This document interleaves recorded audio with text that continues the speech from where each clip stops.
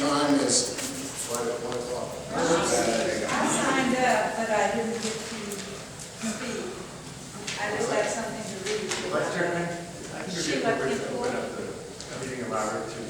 Oh, yes, if we May I? Thank you so would like much. to have a forum.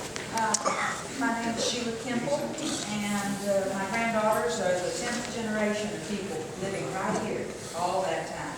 And I just want to say that in '86, I noticed that my Alamo hero's name was not engraved on the Capitol grounds of the Alamo Defenders Monument there. So I called the State Board of Preservation, and I was told that, oh yeah, we're aware that there are a lot of Arabs there, but people that were present at the Alamo weren't on there, and vice versa. And I said, well, what can we do? We can, my family will pass the hat, we'll get some money, and we'll put our ancestor's name on there. And said, oh no, in and of itself, it's its own, has its own historical precedent now. And so, all right, fast forward, here we are, the Alamo Cenotaph. Now back then, that was 95 years old. In '86, it was 95 years old, not the cenotaph, but the monument on the Capitol grounds. That cenotaph, also called the Spirit of Sacrifice, having been erected in '36, has been in place for 84 years. And Copini himself selected the site specifically, got the ground deeded to him so by the city of San Antonio and the state, it would always remain in its proper place, there, right in front of the chapel of the Alamo, where those men defended and died for this new republic. Now, the CEO, the board of the Reimagine the Alamo, and the whole board, the General Land Office, are real anxious to move that cenotaph. And why? Why are they so anxious? Well, some think they're placing their own best interest ahead of the most revered site on our Texas soil. I just don't think many Texans would cotton to that, it means too much to all of us to let it become Disneyland. So, please, take care of our cenotaph. Don't let them move it. Thank you so much. Thank you. Thank you for sharing. 50 are from the site.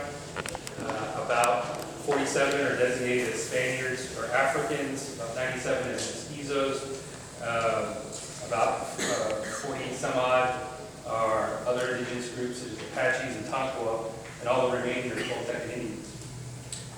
We'd like to remind you that this is a Catholic cemetery. Everyone buried there was baptized as a Catholic, with the exception of an unknown burial location for unbaptized Indians outside the walls. And for this, what we're asking is that you require a cemetery boundary delineation study with any permits, as has been done at analogous sites, Milan Park. Thus far, we've had to engage in litigation and conflict, primarily because of the lack of knowledge and understanding of what's under the ground. People are acting upon fear and presumption and lack of knowledge, but we think that this is a way to cure that. We can move forward with scientific knowledge of where are these burials located, where can things be built and relocated, where can they not. And so we're asking for you to bring some clarity, bring some closure to this situation by requiring this delineation study.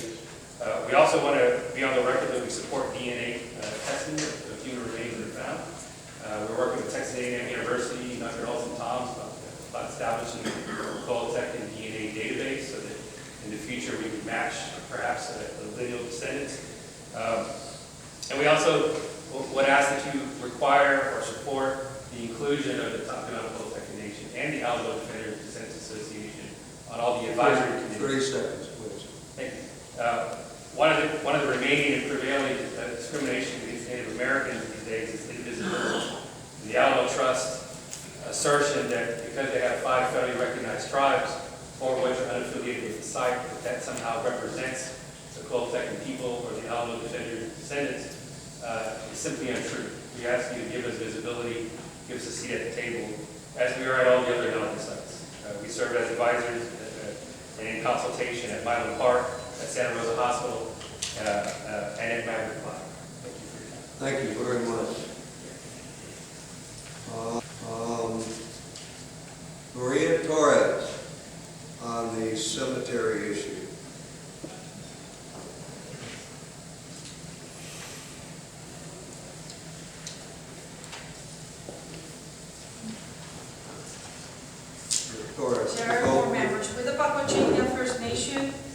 Native American Nations Council.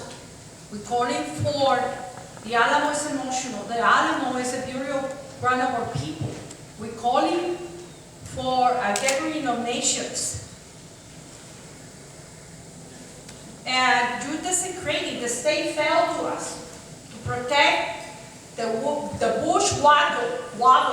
Here are the attorneys. We met with the state April 14, 2014 to protect the site, the burial grounds. You failed.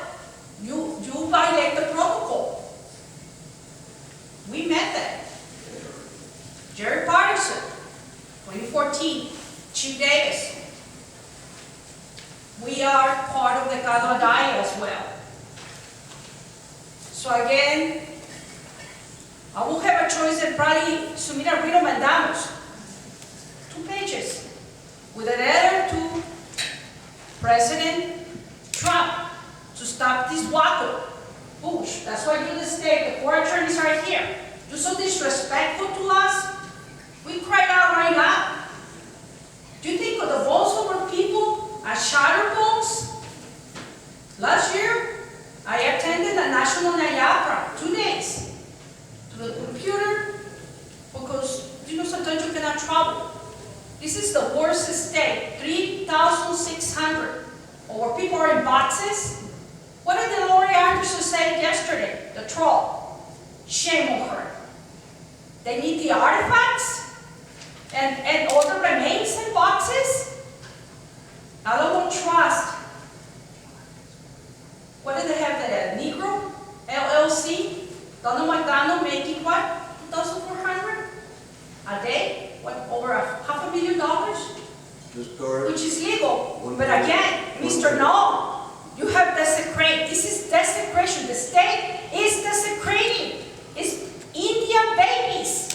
Not only Pacocheri, Piame, by the hundreds. And you addressed it yesterday. You're in violation of the pledge. We declare, I am UNESCO. I am the contributing writer and description. I work in that description since 2011. In consultation with the Department of Interior, by letter, I'm in the record. And we describe, it's in danger. I just cry here for my ancestors.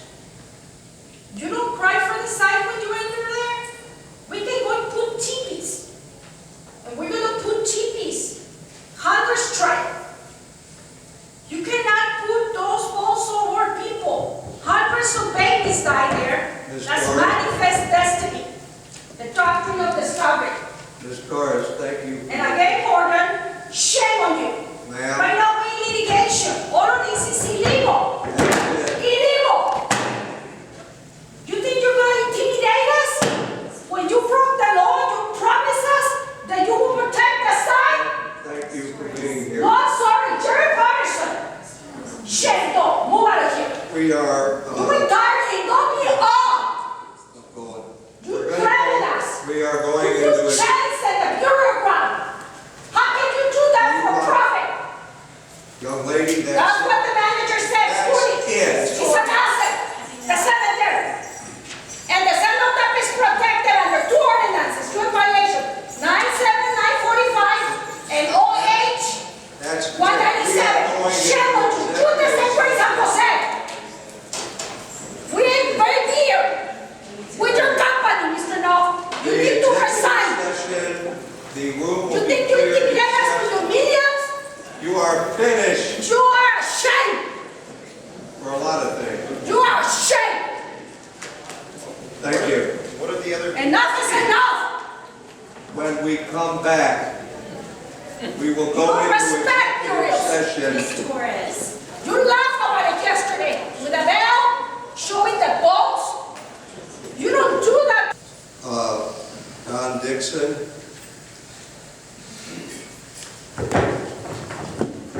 Thank you, Mr. Chair. My name is Don Dixon.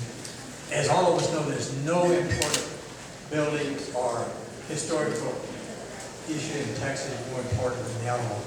And as a responsibility of your board, it also includes the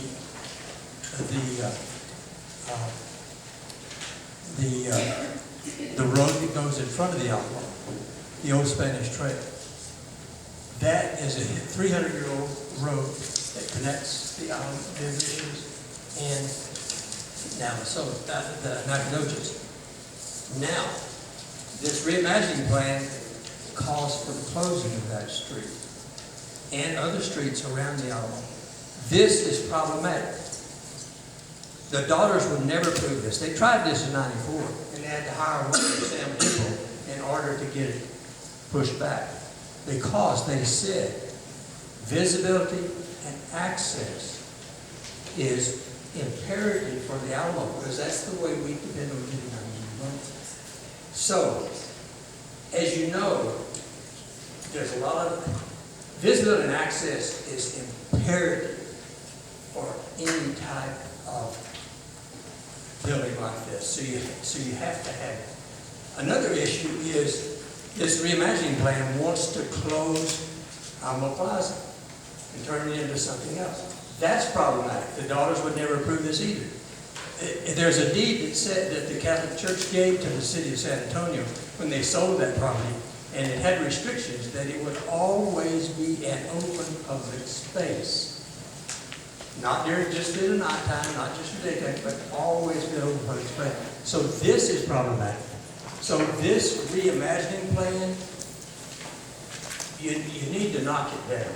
It is absolutely a disaster for the state of Texas, the people of Texas. They're not buying it. They didn't buy it in the hearings.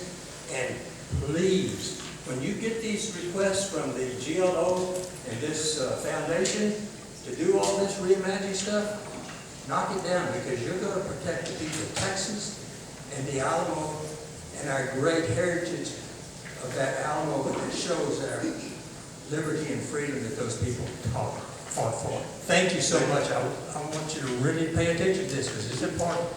Thank you, Mr. Dixon. Thank you. Now, I might forget anyone else. Okay. We have Alamo issues that kind of break into two groups. One's the cenotaph, the other is the issue of the cemetery. So I'm going to go with the cenotaph first, rather than skipping back and forth. Maggie Wright. Is Maggie here? Yes. Oh, there you are. All right. I'm behind Vaughn. And I was going to kind of touch on both of them. And remember, Maggie, I'm trying to keep this to 2 and 2.5 minutes. Okay. Thank y'all for listening to us and hearing us yesterday and putting a pause on the issuing the permit for the relocation of the cenotaph right now. And I'm a member of the Daughters of the Republic of Texas, and I'm speaking on behalf of myself, though, today. You helped me as the Texas Historical Commission to get my Dallas Family Cemetery in Washington County dedicated as being historical in 2001, and I so appreciate that. There are 11 graves there, one of them being my relative that is Walter Rhodes Dallas that fought at the Battle of San Jacinto, so that was one of the main reasons that I was declared to be able to get this declared historical. And all around the Alamo today, there are early burials, and inside the Alamo, some of the defenders were buried. The present location of the cenotaph is the location chosen because that is where most defenders bled and died. The cenotaph is a place of it's like a tombstone for the defenders, an empty tomb. And there's 182, maybe 200 defenders that lost their lives. Their bodies were burned, so we don't have their bodies, but some of them are there. We need something. The federal government knew that. They allotted $100,000 just for that memorial, for the cenotaph. They chose cenotaph because their bodies were not available to be buried. And Just wait 30 seconds, okay, please. and I'm so concerned too with this plan. I've met matrix all over as they were describing the Alamo plan, the GLO, and you can't see it, but you can see some of the slides. One of them was up there. There's bistro tables. There's not going to be a battleground as such, and they're trying to get the battleground and saying they're going to move the cenotaph because they need that space. But that cenotaph can sit on the battleground like in the other battlefields. So I want you to keep that in mind because there's the Hotel Gibbs and there's the old courthouse that also are on that footprint. We're not going to remove those three buildings, the Crockett, and not the Crockett, but the Woolworths building and those other two buildings that Bush bought with funds from the legislature for repurposing for a museum. Now they want to destroy them. They want to destroy the museum I have to in the back. cut you Okay. off. I Well, I'm apologize. just worried about these historical buildings. This Alamo plan, please do not remove the cenotaph, which is, this is the cradle of liberty, and this is our monument for our defenders. Thank Please you. keep that in mind. Thank you. Okay. Mr. Clopton. John Clopton. May it please the Commission. My name is John Benjamin Clopton Jr. I reside at 810 South F 157 Venus, Texas. Thank you for hearing us yesterday, and I want to extend my public comments regarding the cenotaph. The cenotaph, as proposed by Texas Land Commissioner George P. Bush, is outrageous. It's outrageous.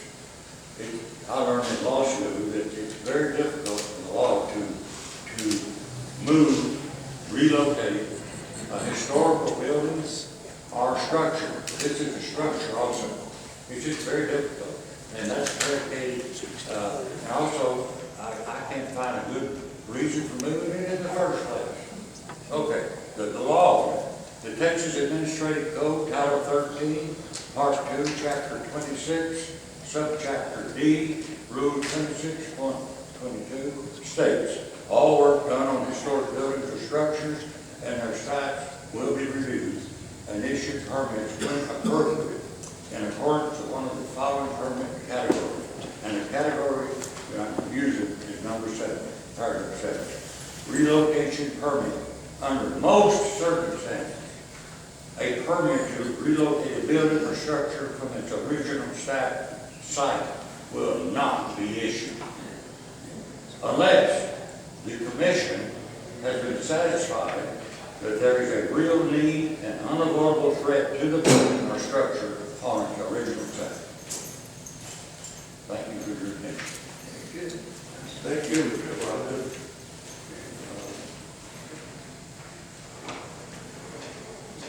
See, Lee White.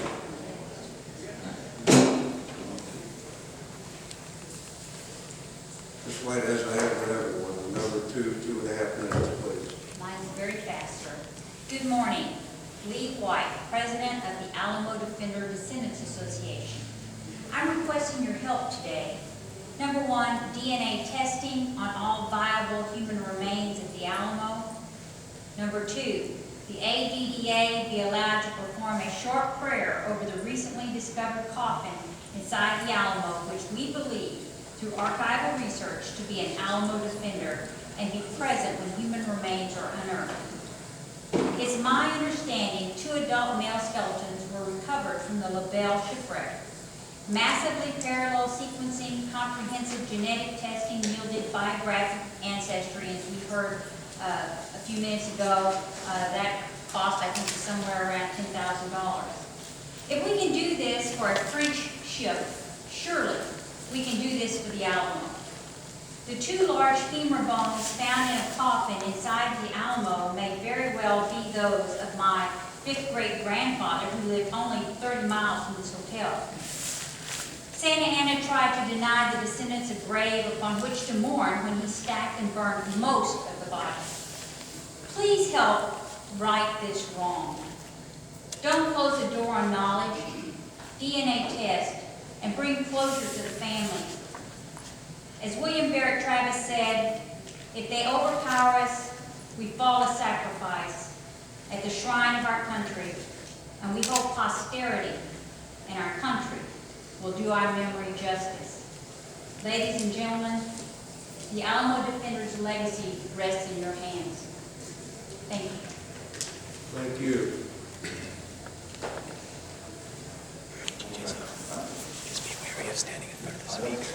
Can you hear me? Yes, I can hear you. My name is Alan Guichardo, and I'm a native son of Gonzales, who sent our immortal 32 men to the Alamo to die. And their remains are probably still there on the Alamo grounds, along with many Native Americans and other people that were buried in this ground. I ask you to designate these lands, this area, as a cemetery, state cemetery, and don't desecrate it. And I repeat, designate, don't desecrate. Thank you. Thank you, sir. Paul. Raise your hand. Yep, that's me. I'll keep it brief and to the point, but I do want to start by thanking the commission for the decision yesterday. I wish the chairman was still here. I would personally like to thank him too for helping with that decision. We will let him know. You're right. Regardless of what transpired earlier, by the way, I'm sorry. I'm not here to yell at you. Thank you. Now, one thing I am here to talk about, again, just like my father had said, a cemetery designation is needed for the Alamo Plaza. As we progress through the archaeological digs and through the news, all the way up to the New York Times recently this December, covered the story of bodies being found around the Alamo. That, coupled with what we know of the Alamo Defenders being burned on that plaza area, suffice to say that a funeral pyre, ashes go into the ground, and through the honor system, I guess you'd say, that could be designated as a cemetery as well. They weren't given a Christian burial because Santa Ana did not respect the defenders enough to give them a Christian burial. And you don't have to be a Christian to agree with burying the dead. You can be of any number of religions worldwide.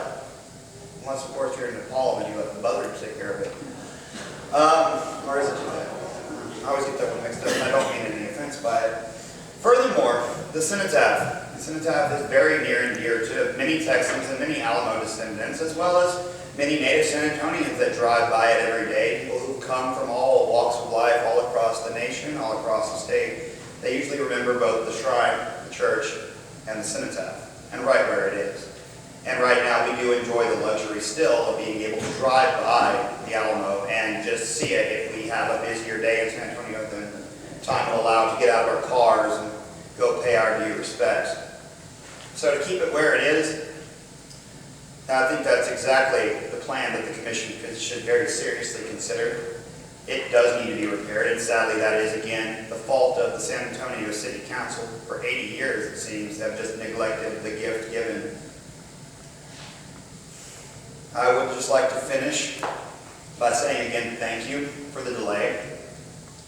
Thank you for putting off this decision. I would like you to go back and review some of the photographs that were shown by the proponents of the plan. A lot of those images were cycled around at the meetings in San Antonio, the Alamo Advisory Committee meetings. And there were some others that weren't up there that I wish you would have been able to see, such as the cenotaph being at eye level with a gentleman, meaning that it's represented, it was misrepresented. Sorry. Thank you, Paul. So thank you for your time. Thank you for hearing us out. And y'all have a blessed evening. Thank you for your time. Thank you. Mark, is there any further business?